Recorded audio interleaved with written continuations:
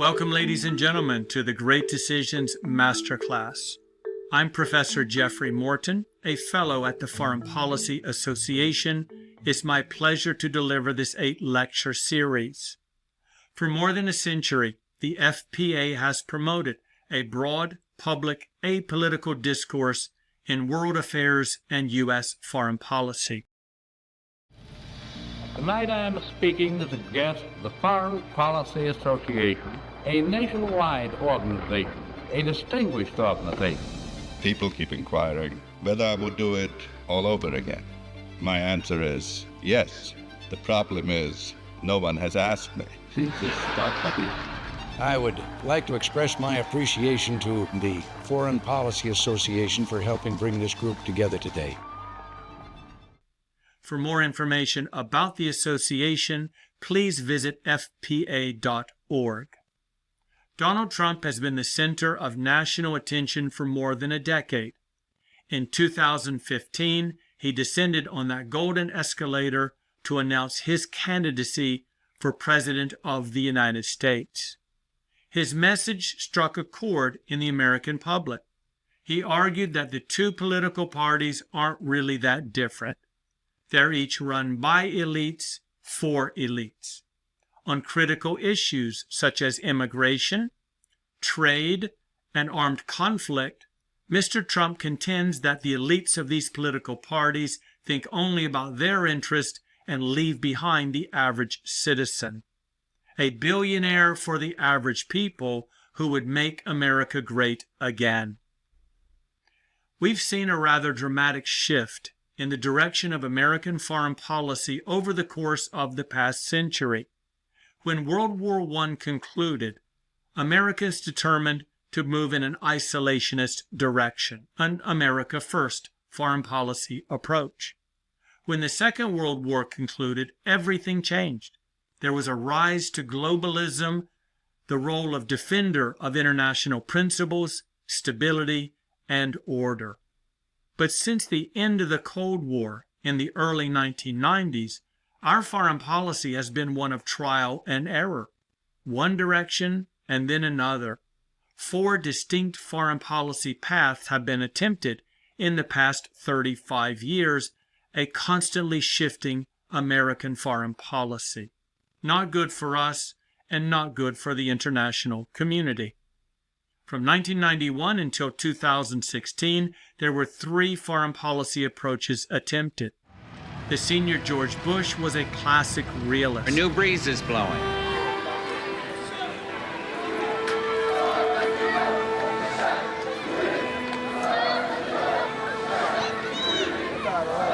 And a world refreshed by freedom seems reborn.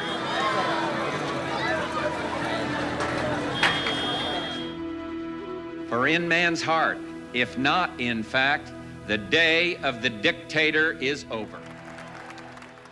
Bill Clinton, his successor, an international liberalist.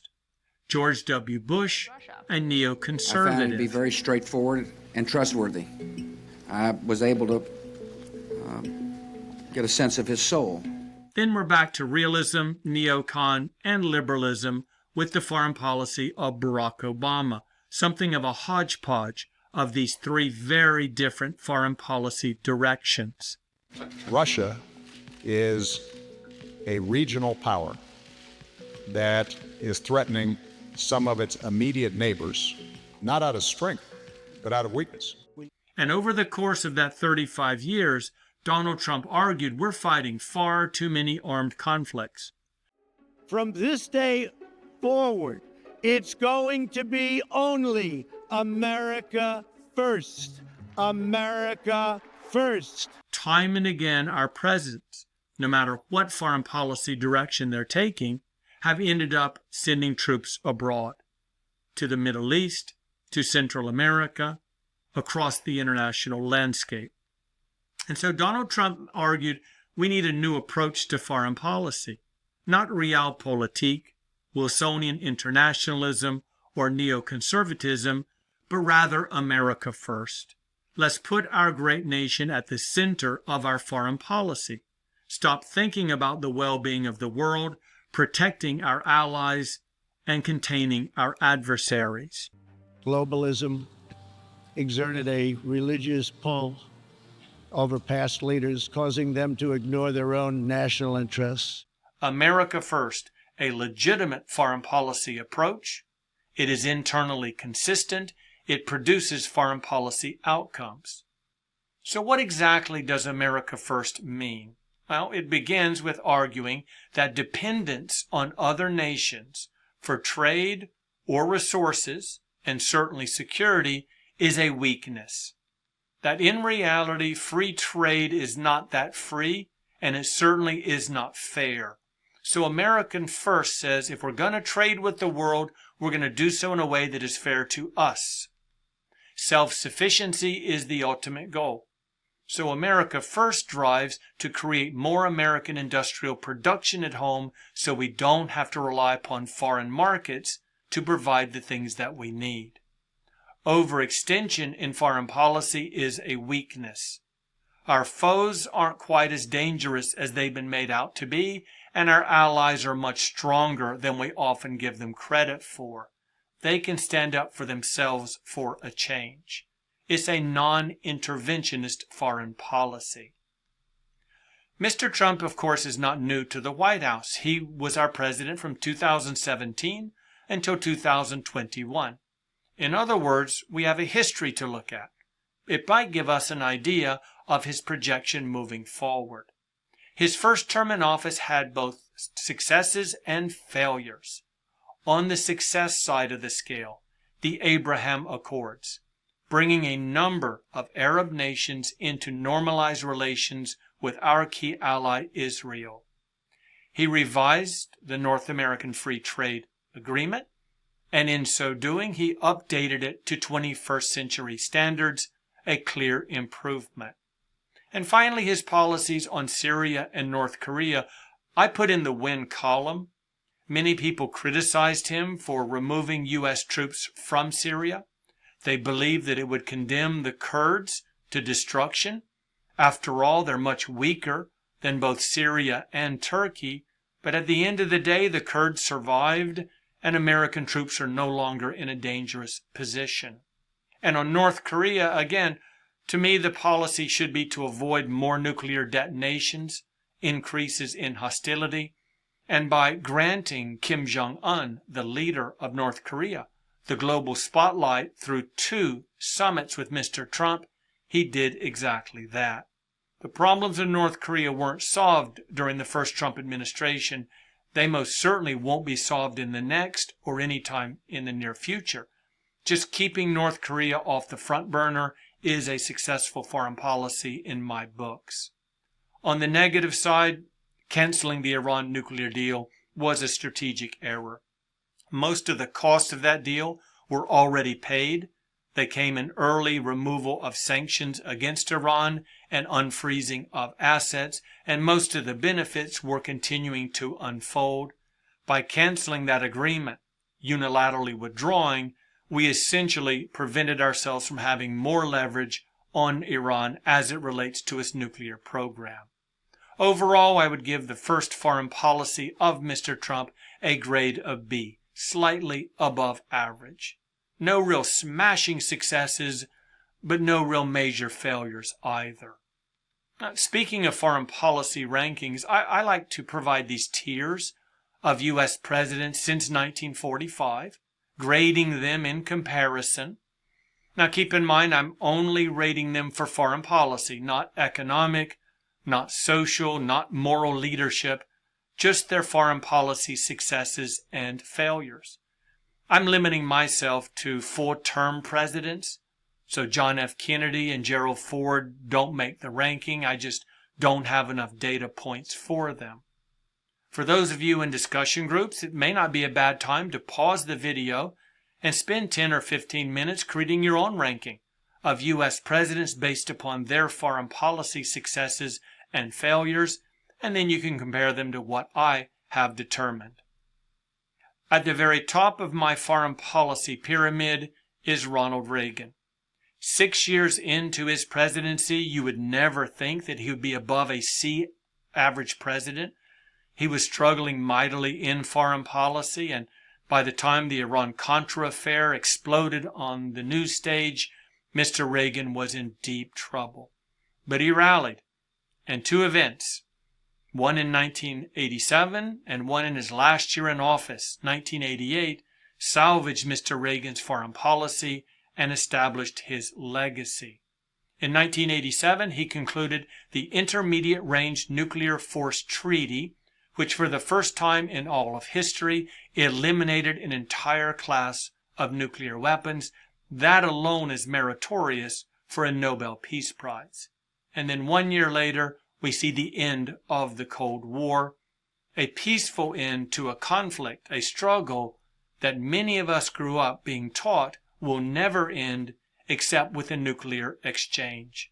For those reasons, I have Ronald Reagan as my highest scoring American foreign policy president since World War II.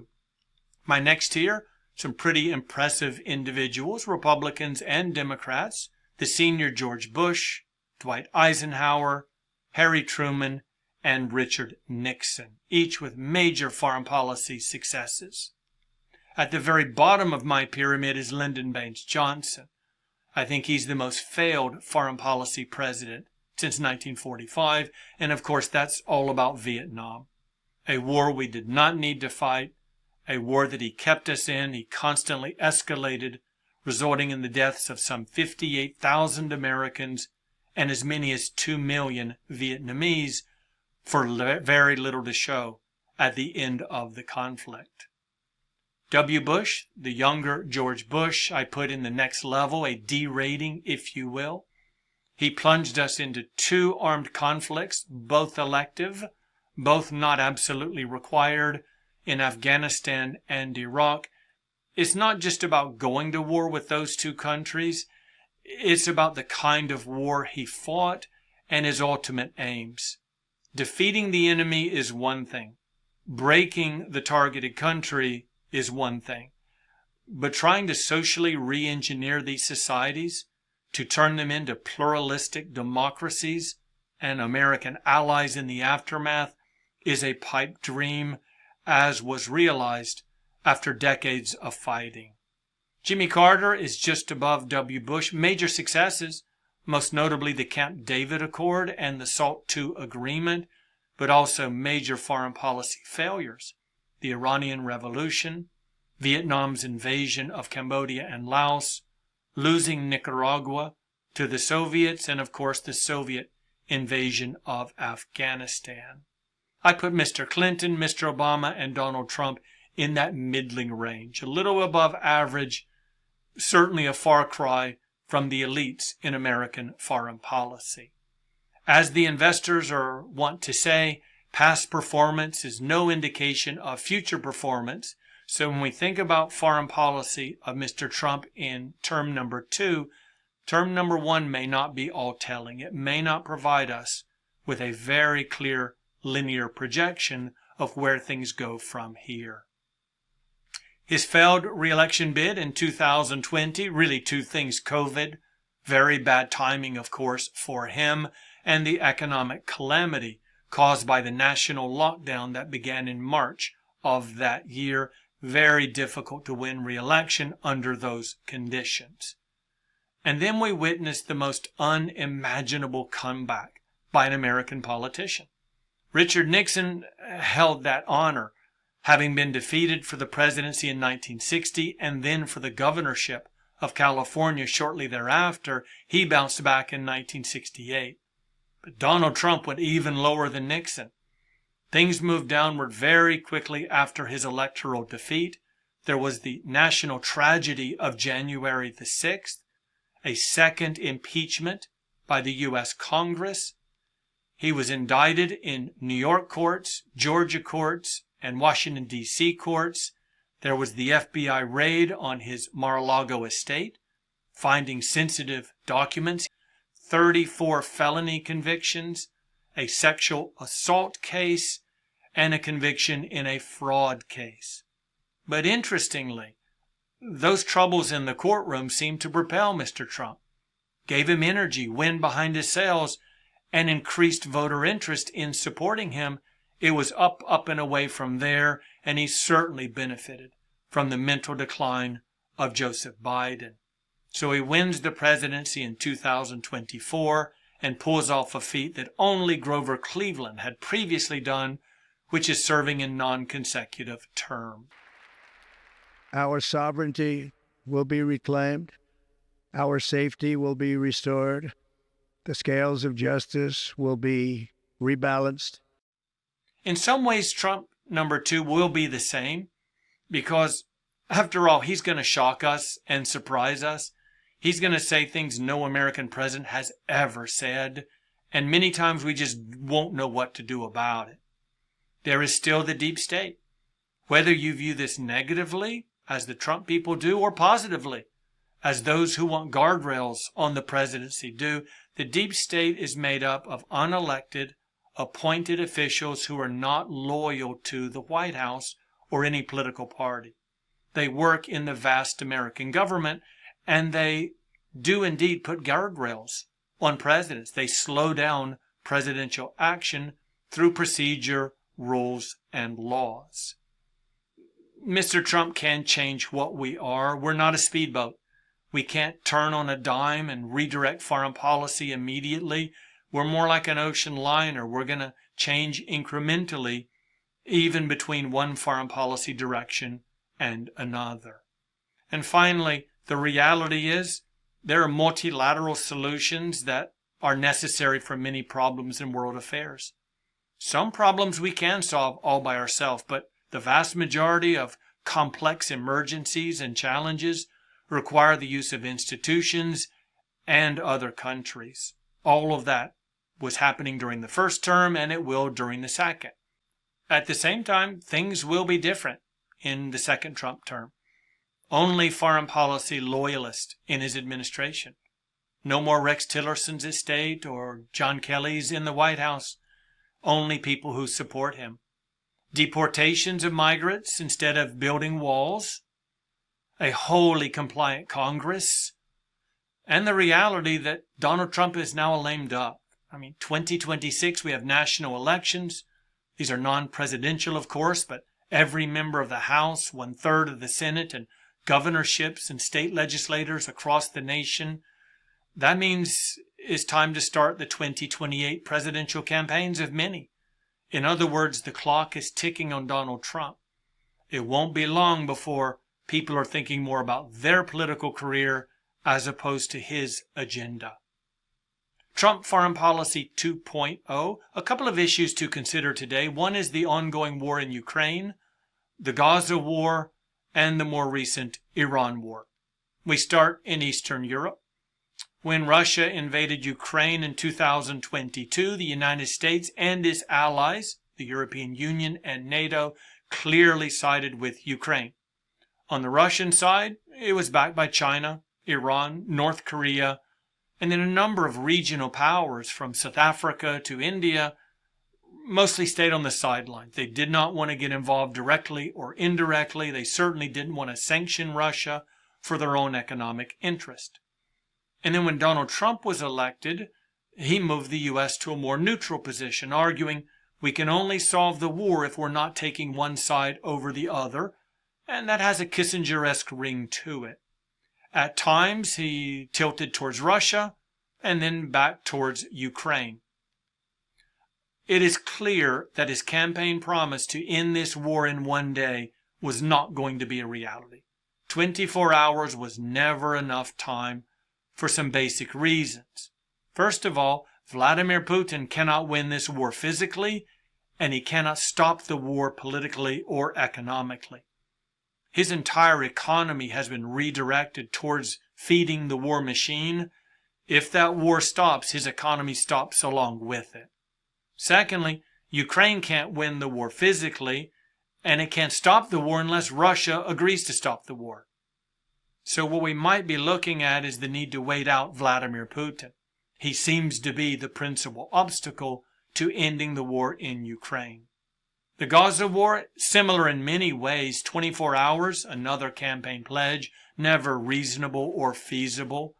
Benjamin Netanyahu cannot win the war physically, and by that I mean he can't achieve his stated goals of ripping Hamas out by the roots, rescuing the hostages, and then creating in Gaza a stable, friendly government to preside over the population. But politically, he can't stop the war. His government would collapse, and he very likely would be voted out of office. And the Gazans are all alone. They don't have a chance in this war against Israel. They're simply waiting for the Israelis to stop the bombings. So much is the case with Ukraine. When it comes to the Gaza war, we might have to wait out Benjamin Netanyahu. With him in office, it's hard to imagine this conflict coming to an end.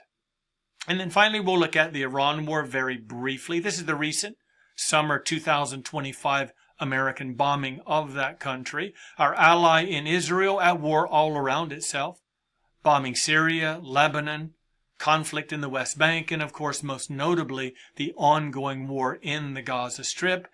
It decided to expand by bombing Iran in an effort to either decapitate the government or to destroy the nuclear facilities.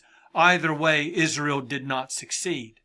Its planes got through, its bombs were dropped, they found their targets, but Israel just doesn't have the firepower to destroy those deeply embedded nuclear facilities of Iran. Mr. Trump authorized an American bombing of much higher magnitude in an effort to set back Iran's nuclear program. But what about America first? After all, two campaigns, 2016 and 2024, successfully argued that the U.S. should not be engaged in the sorts of wars that we just saw.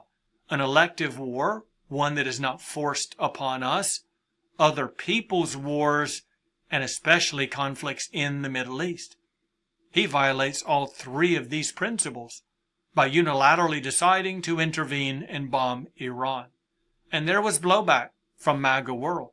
They argued this is a betrayal of the principles of America first. The timeline itself is pretty puzzling. Back in 2014, Barack Obama struck a deal with Iran and other major powers in which Iran agreed to end its weapon sites, enrichment of energy only, and U.S. sanctions would be lifted. Donald Trump withdrew from that agreement 4 years later and then embarked upon a negotiation process with Iran that called for an end to the weapon sites, enrichment only for energy, and an end of U.S. sanctions. The yellow looks a lot like the blue in this timeline, and then all of it is redirected by the decision to go to war. America first Trump style. His economic policy, tariffs are going to be the centerpiece of his approach. He's made that abundantly clear. Topic number 2 for great decisions this year is tariffs. So we'll tear that apart in great detail and debate the pros and the cons of that policy. And along with it, lower trade with other countries, in part by design. Mr. Trump wants to trade less with China because he views it as an adversary. He wants to produce more goods here at home. He wants to find the rare earth metals on American soil rather than importing them from abroad. He's concerned about that dependency.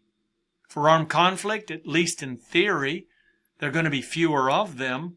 No elective wars, although the Iran example makes us wonder, but clearly he wants to change things at the Pentagon, increasing its budget and formally changing the name of the Department of Defense to the Department of War.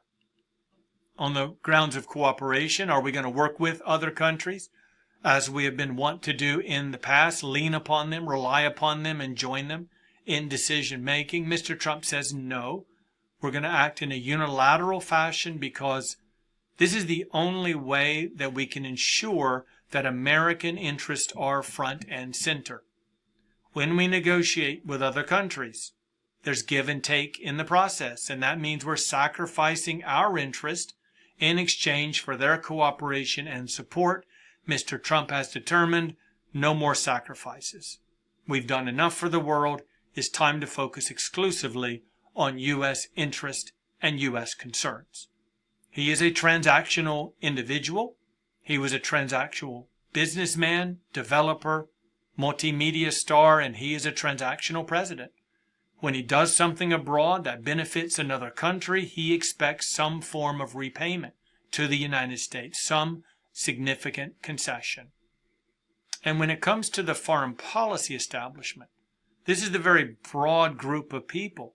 They're very close to the president, secretaries of state, director of CIA, Homeland Security, National Security Advisor. They're in the Congress. They're in the various non-governmental organizations and think tanks that focus on and study foreign policy.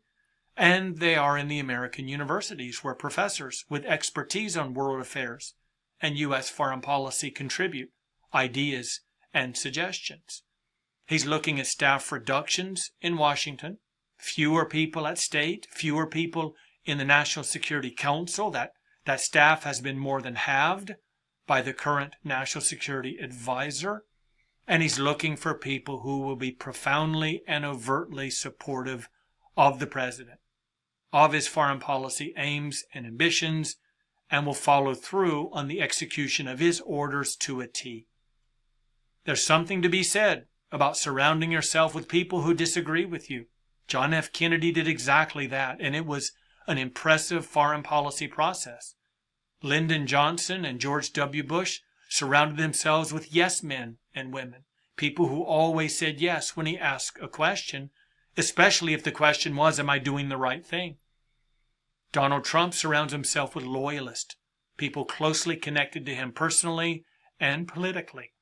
And in so doing, he may be shutting out a lot of important and insightful voices and a lot of foreign policy suggestions that should be considered. We'll all wait and see how this second term of foreign policy unfolds for Mr. Trump. Back to my rankings, we don't know where Trump 2 is going to land. Will he be elevated in my rankings? Perhaps he'll stay the same. Hopefully he's not pushed down the food chain, because I, like you, hope for only success and the best for the United States. Thank you for joining me for this lecture. Do stay engaged and make great decisions.